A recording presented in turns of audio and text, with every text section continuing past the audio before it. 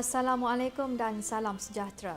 Anda bersama saya Wan Anis Iliani, Wan Muhammad Azhar di dalam satu lagi episod Perspektif Antara Pos. Pada sesi penggulungan Perhimpunan Agung UMNO yang lalu, Perdana Menteri dan pemimpin kanan yang lain mengupas peluang Barisan Nasional pada pilihan raya umum ke-14.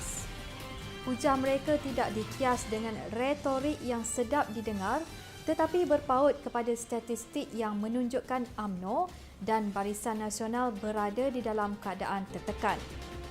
Hanya persiapan yang jitu daripada sekarang oleh UMNO dan parti-parti komponen berupaya memastikan kelangsungan Barisan Nasional.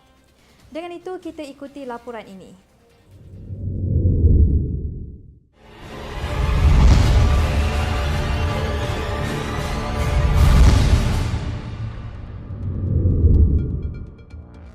Pada Perhimpunan Agung UMNO yang lalu, Timbalan Presiden Parti Tan Sri Muhyiddin Yassin mengambil langkah berani untuk menyatakan realiti politik UMNO dan Barisan Nasional. Putusan pilihan raya kita yang 13 bukan satu perkara yang sulit, umum mengetahui, tapi mengingatkan di mana kedudukan kita. Ada warna putih, ada kelabu putih, ada kelabu. Dan kalau dilihat 44 kawasan parlimen kelabu, di mana kita menang antara 0.1% hingga 5.9% majoriti. Sebahagian yang hadir di sini adalah mereka yang tergolong dalam bahagian-bahagian yang saya sebutkan tadi. Yang di bawah tu tak payah tengok lagi lah, memang yang dah sudah terkalah. Yang saya nak nyebutkan satu lagi ialah graf ini.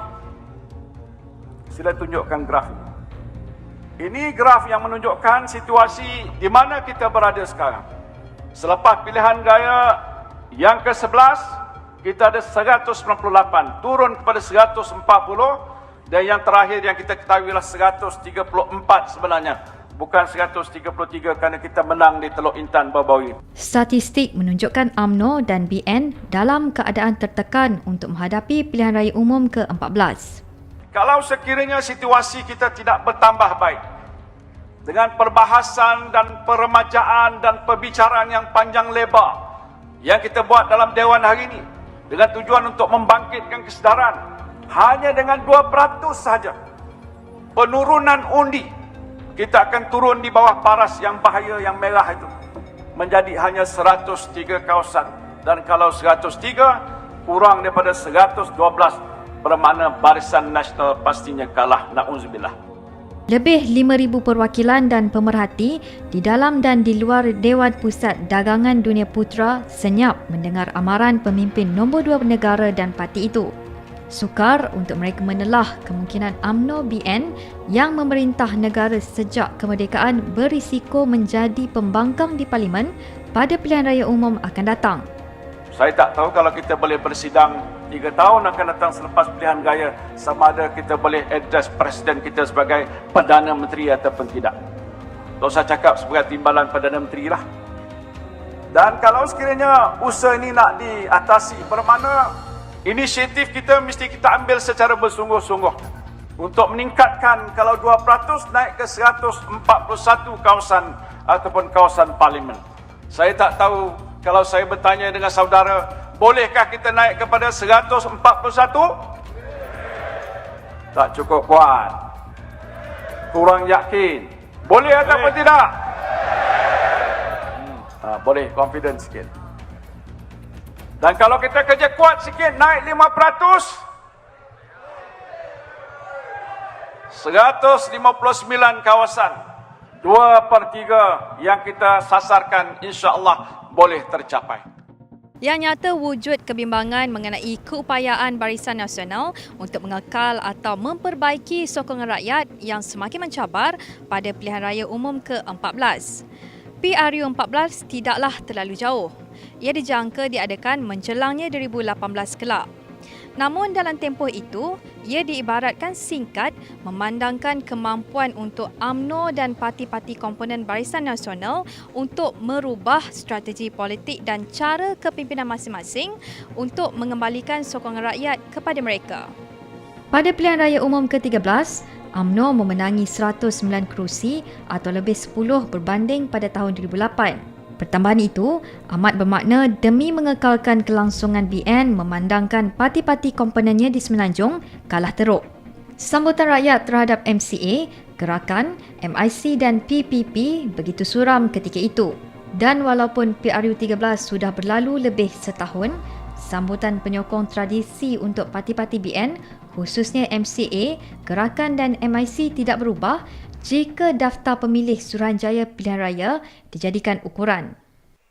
Dalam pengkalan data Suruhanjaya Pilihan Raya, dari Jun 2013 sehingga September 2014, bimbang saya datanya. Saya nak paparkan. Kalau nampak hak yang melonjak tinggi, UMNO 5,939, DAP 9,309. Yang tinggi. Hak parti-parti komponen cukup membimbangkan. MCA 256, MIC 266, Gerakan 373.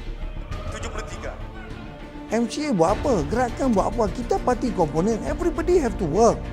UMNO is working, but for me, UMNO can work better.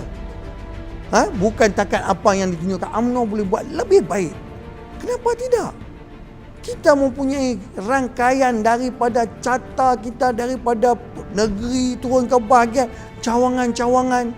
Dan saya tak nampak pasal apa kita tak boleh buat. Saya harap mereka bangun daripada tidur jugalah. No, this is not rhetoric time. Bukan seronok nak bercakap. Kita kena lebih bekerja. Pada PRU13, MCA hanya memenangi 9 daripada 37 kerusi parlimen yang ditandingi. MIC pula menang 4 daripada 9 kerusi, manakala Gerakan kini hanya memenangi kerusi parlimen Teluk Intan.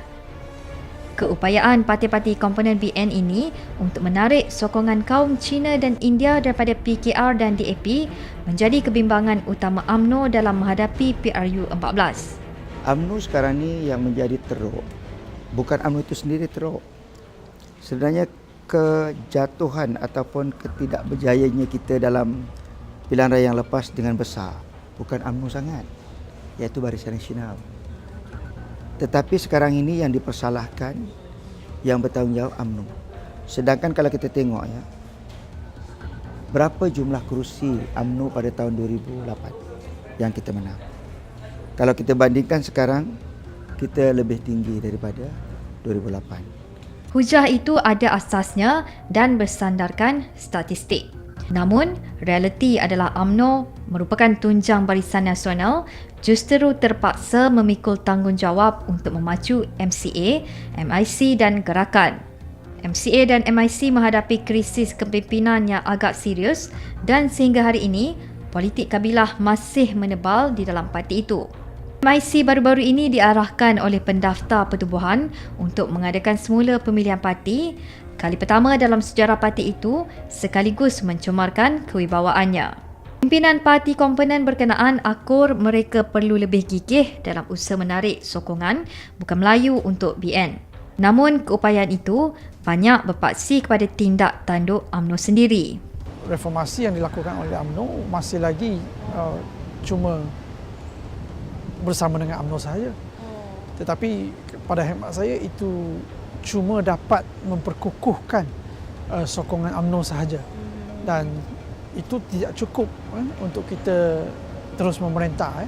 Kita perlu lagi sokongan daripada komponen parti yang mendapatkan sokongan bukan Melayu, terutamanya di Semenanjung walaupun di Sabah dan Sarawak.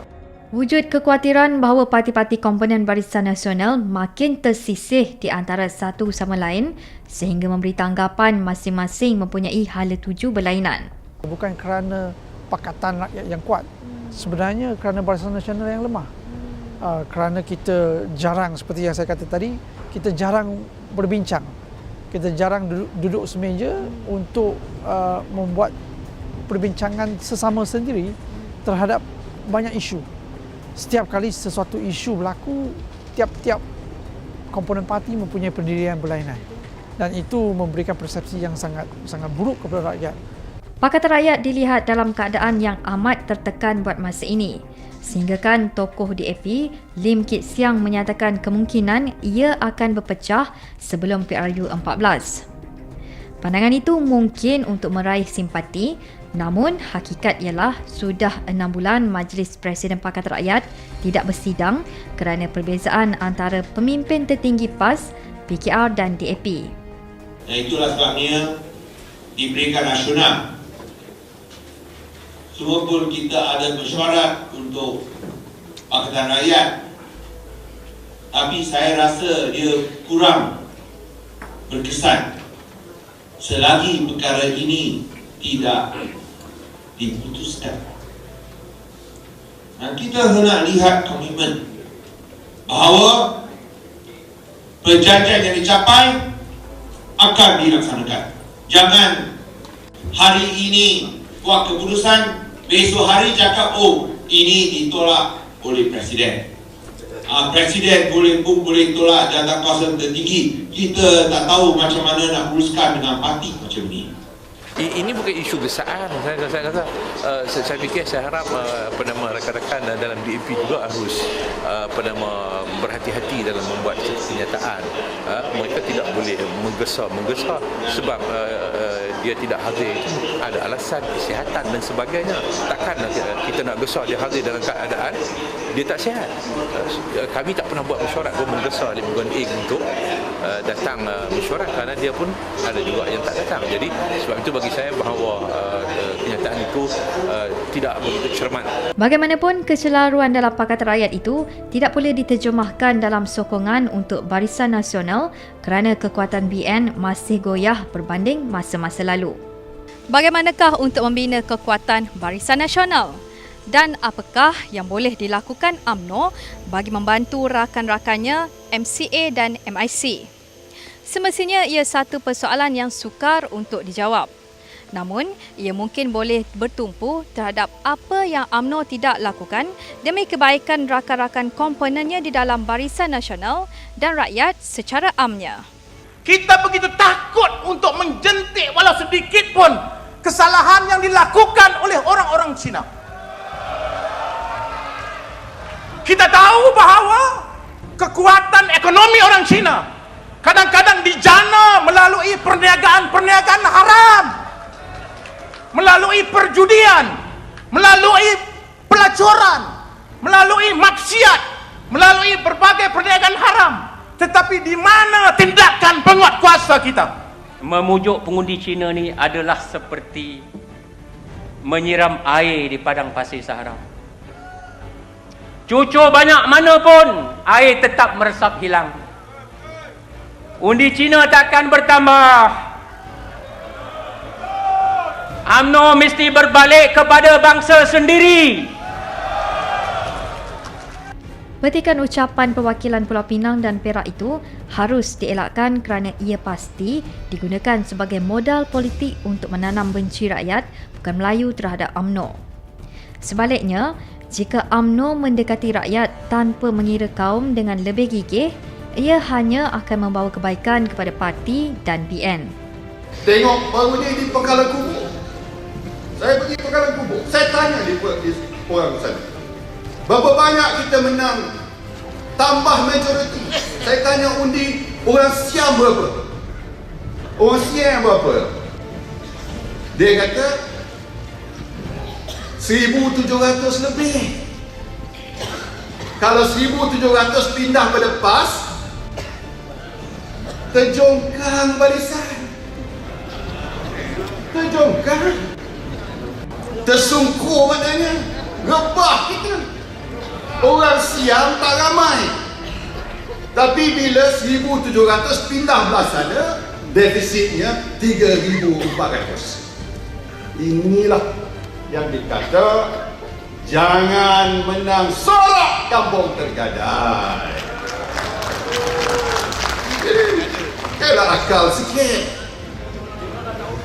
Sebab itulah tuan-tuan sekalian, penting bagi kita menjaga Barisan Nasional ni. Tapi tidaklah sampai mengorbankan prinsip-prinsip yang dekat di hati pada orang Melayu. Masyarakat majmuk di negara ini penting kepada kita. Saling hormat menghormati. Semangat ayat Al-Kafirun ini diterjemahkan dalam Perlembagaan Negara Malaysia.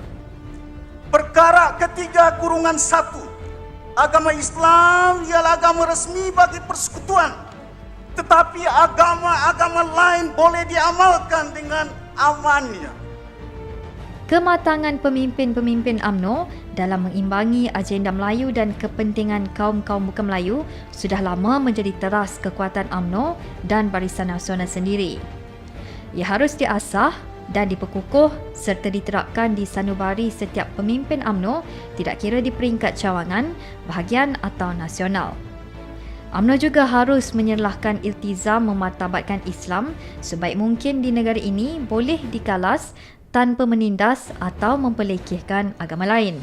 Itu satu kenyataan yang sangat rasional, yang memberikan kenyataan yang jitu dan benar dan amaran kepada semua termasuk UMNO. Bukan saja MCA ataupun komponen parti lain perlu bersatu padu dan menjadi kuat. Selain memupuk imej sebagai parti yang berpaut kepada kesederhanaan, UMNO juga harus ditonjolkan sebagai dinamis dan seiring dengan peredaran masa dan tuntutan rakyat. Namun sebagai parti yang menjangkau usia lebih 60 tahun, tuntutan supaya UMNO diremajakan dengan pemimpin baru harus berpaksi kepada realiti. Sistem peremajaan UMNO sudah berlalu lama. Daripada pemuda naik kepada meningkat kepada MKT yang akhirnya terus pergi ke presiden. Contoh, Datuk Seri Najib sendiri dulu pemuda UMNO. Bagi saya, mereka membandingkan kerana Pakatan Pembangkang sekarang ini khususnya PKR, DAP dan juga PAS mengemukakan golongan-golongan muda. Kita kena ingat bahawa PKR adalah merupakan parti baru. UMNO waktu baru dulu pun semua muda.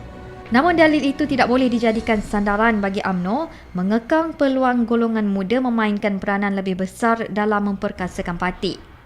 Imej baru UMNO harus berupaya merangsang selera rakyat yang mahukan pemimpin berilmu, beramanah dan mahu berkhidmat.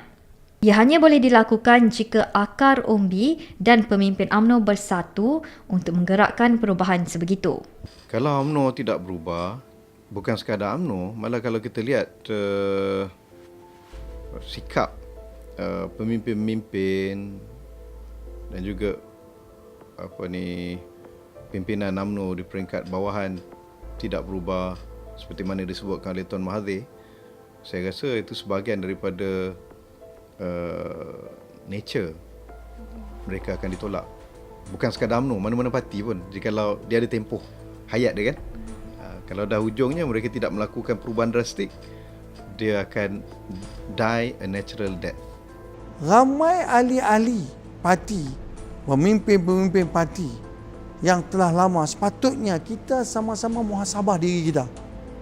Okey, untuk membina kekuatan parti, kita muhasabah diri kita dan kita buat sesuatu kebaikan untuk parti. Namun perubahan yang bakal dilakukan tidak harus mendadak dan perlu diatur dengan teliti supaya tidak menjejaskan kestabilan parti. Oleh kerana kita di dalam keadaan bentuk baru, kita selalu dengan media baru. Walau bagaimanapun, peremajaan itu mestilah seimbang. Kita tidak boleh menukar satu organisasi itu terus kepada orang muda. Dia mesti kena berperingkat-peringkat. Kita nak transform, memang kita nak bagi kepada orang muda. Orang muda pun kena belajar. It's not easy to take over. Dia tengok senang saja. Oh, nak duduk. Jangan kita ambil jawatan, kita ingat, aku nak cari peluang, aku nak buat duit. Ini yang salah. Kalau kita masuk dengan niat macam tu, maka kita tidak akan berjaya. Transformasi UMNO adalah penting untuk menjamin kelangsungan parti itu dan Barisan Nasional. Kelangsungan UMNO dan BN penting untuk memastikan agenda Melayu dan kedudukan Malaysia sebagai sebuah negara Islam terus dipertahankan. Semua ini hanya akan berhasil dengan pemimpin lama rela bermuhasabah dan tidak menjadikan proses peremajaan UMNO tidak menjadi api dalam serkam. Yang ada liability pun berhentilah. Yang liability pun buat bodoh macam tak ada liability pada parti. continue nak carry on. Kalau sayang pada bangsa Melayu, sayang pada parti UMNO, ambil tindakan. Undurkan diri, beri peluang kepada orang lain. Pada saya, kalau betul transformasi, buangkan yang ni, ambil yang betul-betul berkualiti. Dan kita kesian orang yang betul berkualiti seperti Safir dan Abdullah semakin hilang. Beliau merujuk kepada imej kesederhanaan Datuk Saifuddin Abdullah, iaitu bekas timbalan Menteri Pelajaran yang tewas pada pilihan raya umum lalu di Temerloh, Pahang. Dipandang daripada sudut berasingan, UMNO harus segera melakukan transformasi dalaman demi membela Melayu dan Islam kerana ruang bekerjasama dengan PAS semakin tipis. Apa yang terjadi dulu dia dengan UMNO tu, dia tak boleh bawa ke perkara kepimpinan sekarang. Sekarang kepimpinan lain. Kalau dia betul-betul sayang agama Islam sebagai agama resmi negara, bangsa Melayu, maka dia akan duduk semeja dengan UMNO untuk bekerjasama. Bukan dengan DAP, bukan dengan PKR. Adalah satu kerugian kalau PAS dengan UMNO tak kerjasama. Saya tak boleh paksa PAS untuk kerjasama dengan UMNO. fikir sendirilah. Dia ingat dia besar, dia berada dengan DAP, dengan PKR, dia seronok lah. But for me, when times come, yang akan rugi adalah orang-orang Melayu dan orang Islam. Justru UMNO dan Barisan Nasional terpaksa mempersiapkan diri untuk berhadapan dengan PAS, PKR dan DAP pada pilihan raya yang akan datang. Menang kalah UMNO BN akan bergantung kepada strategi dan langkah yang disusun daripada sekarang. Saya cukup khawatir kerana UMNO ni kalau dia tak nak berubah juga, akhirnya dia akan rebah. Saya orang parti, saya merasai, saya sayang pada parti. Imej parti, kualiti pimpinan dan dasar-dasar UMNO harus berupaya memacu Barisan Nasional untuk yakin mengorak langkah dalam mengembalikan kegemilangan masa lampau. Saya nak Presiden Parti, maknanya Datuk Seri Najib, sebagai komander tentera konon kita dalam perjuangan, sebagai orang yang menentukan hidup mati Barisan Nasional sebuah parti pada masa depan, Datuk Najib yang kena lead. Datuk Najib kena panggil semua presiden-presiden parti. Kena bagi garis panduan. Datuk Najib kena ingat, Datuk Najib kerja macam mana pun untuk kerajaan Malaysia sekarang, andai kata dia lupakan tentang strategi untuk nak menangkan parti, kerja yang begitu kuat sekalipun siang malam pagi petang pun tidak akan bermakna untuk Barisan Nasional dan untuk dia. Kita menaruh harapan kepada pimpinan Yang Amat Berhormat Perdana Menteri sebab kita melihat lagi Yang Amat Berhormat PM itu masih seorang pemimpin yang moderate, yang sederhana, yang melihatkan satu Malaysia yang mahu menjaga semua kaum. Wan Anis Iliani, Wan Muhammad Azhar melaporkan untuk Perspektif Antara Pos. Persoalan gerak kerja dan hala tuju Barisan Nasional perlu dirungkai oleh pemimpin-pemimpinnya agar terus relevan dan mampu meraih sokongan rakyat menjelangnya PRU ke-14. Paparan itu tadi mengakhiri Perspektif Antara Pos pada minggu ini. Dengan itu, jumpa lagi pada masa akan datang. Assalamualaikum dan salam hormat.